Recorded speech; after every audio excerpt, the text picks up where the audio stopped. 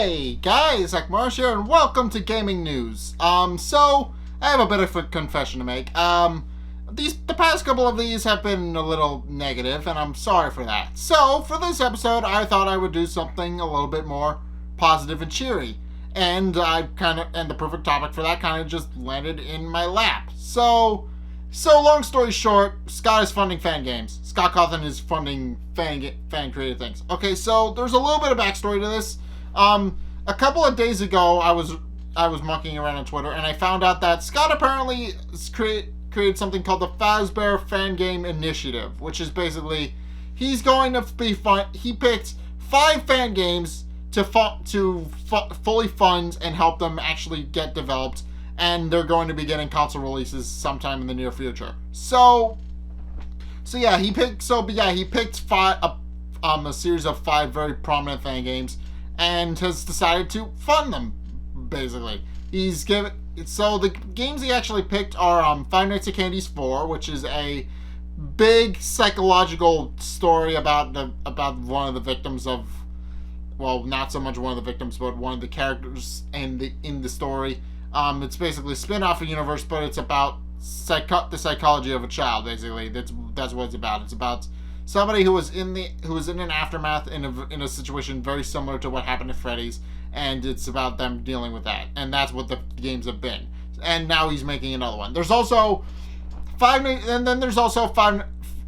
at Flumpty's, which isn't exactly a story-heavy fan game, but is rather just a very cartoonish, fully hand-drawn cartoon style horror game in the similar vein to Five Nights at Freddy's. It doesn't have much of a story, but the thing is that it's got one night, and it gets progressively harder the longer you go throughout the night. So the third game is coming out. It's going to be fully funded by Scott Cawthon. And then one that I follow personally is Pop Goes Evergreen, which is created by Kane Carter, and it follows the story of a night guard who works under the Body of 87 victim, basically, and that's what it's about. And then there's the Joy of Creation Ignited, which is about Scott Cawthon himself. The Joy of Creation Ignited collection is basically, it's the story of Scott Cawthon and his angst with making the FNaF games and having to constantly keep them up to such a high standard. So yeah, I would imagine he would take a bit of a personal interest in that one.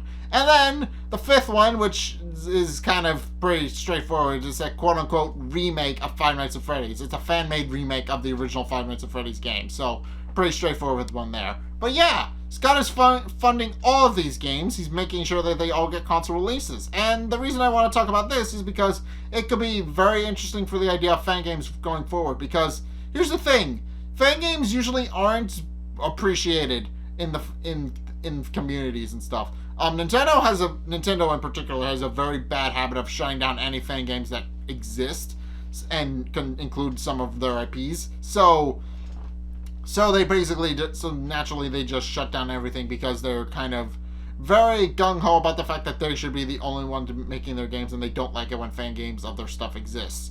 They have gotten better with content creation and stuff like that. They a while ago stopped being so hard on Let's Players and let them actually do their job, because they realized, oh, it's free promotion, we should probably let them do their jobs. Nintendo's an extreme example, but there have been examples of people who just kind of don't like it when people make fan games of their projects, which is a little bit stupid, I think, because if people like your games enough, and there's a talented enough individual to make a game based on your own game, then you should by all means support that. You should support that kind of creativity in your community, not stifle it and leave it in a pit to die. Scott's basically taking the opposite of this approach. He's very active in the Five Nights at Freddy's community. He likes it when he sees people making content on his stuff, and even more so when people make stuff inspired by the things he created.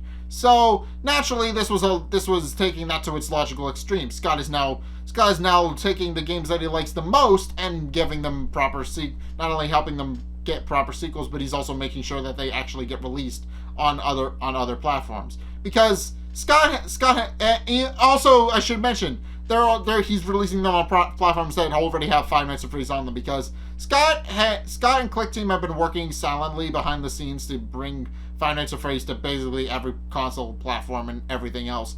And I haven't done a Let's Play on them personally, because Five Nights at Freddy's, everybody knows what Five Nights at Freddy's is at this point, and I think I'll play the new game when it comes out, but I'm not going to go back and play all the older ones, because I feel like everybody else has already done that. But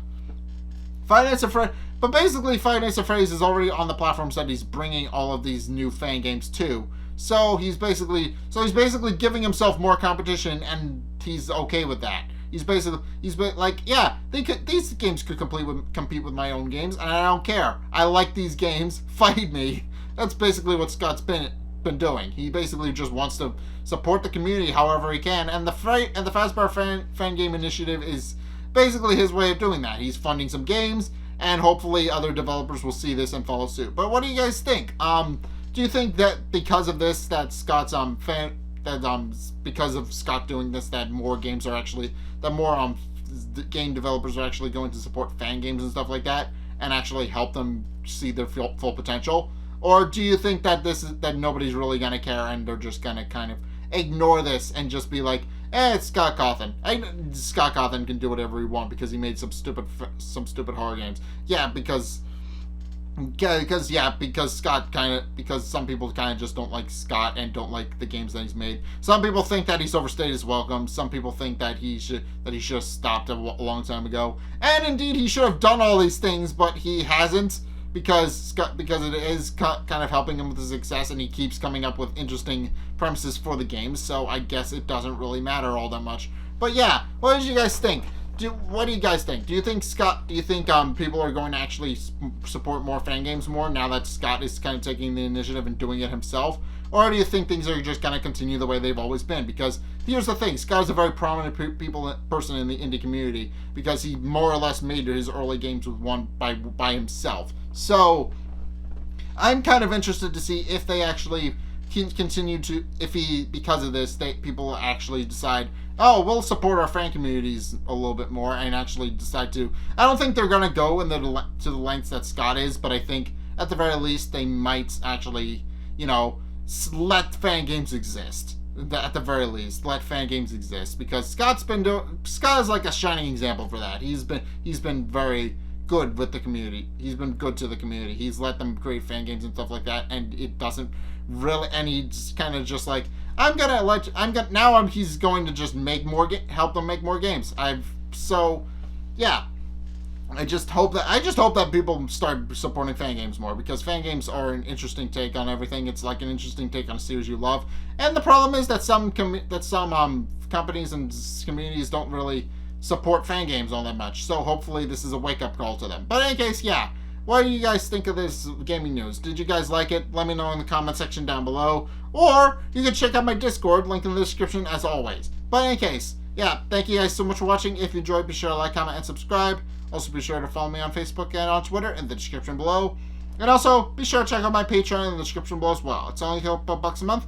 It really helps me out, and you guys get access to a bunch of cool breaks on my way saying thanks. So be sure to check those out in the description below as well. But also, if you want to just get in touch with me and some other fans, like personally, I do have a Discord. Link in the description, as I said. But in any case, thank you guys so much for watching, and until next time, I will see you guys in the next video. Peace!